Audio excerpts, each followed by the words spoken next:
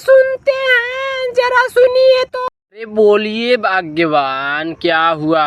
चलो हम लोग दशहरा का मेला देखने चलते हैं। अरे मैं कोई 5-6 साल का छोटा बच्चा थोड़ी ना हूँ कि मेला देखने चले। आप भी चल के देख लीजिए कि दूसरे के बीवी पर बुरी नजर डालने वाले। खो भाग्यवान, तुम उल्टी सीधी पहेलियां मत बुझाओ, साफ साफ बोलो कि कहना क्या चाहती हो। मेरे कहने का मतलब ये है कि कल रात में जिससे तुम हंस हंस के बातें कर रहे थे, कौन है वो बदतमीज लड़की?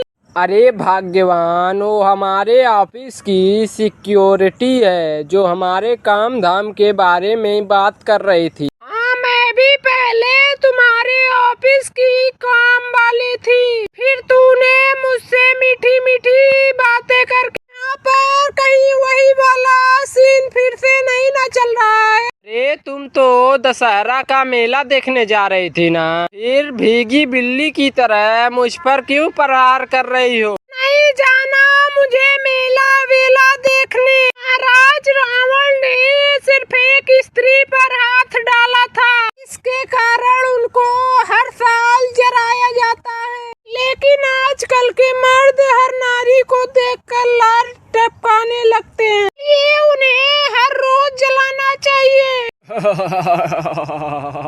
ये महाराज, आपको पता है कि आप जैसे स्त्रियों से हम जैसे पुरुषों को अपने बीवियों से डर के रहना पड़ता है, और आपको हम पर हंसी आ रही है। अरे मूर्ख प्राणी, मैंने तो एक सीता का हरण किया था, इसलिए हमारी मुक्ति नारायण के हाथों ही थी, और तुम लोग सैकड़ों सीताओं को देखकर अपने लार टपकाते हो, इसलिए तुम्हारी मुक्ति तो तुम्हारी बीवियों के हाथों होनी चाहिए। अरे महाराज, आप एक पुरुष होकर भी पुरुष का समर्थन ना करके उसका अपमान कर रहे हो। ऐसा क्यों कर रहे हैं आप?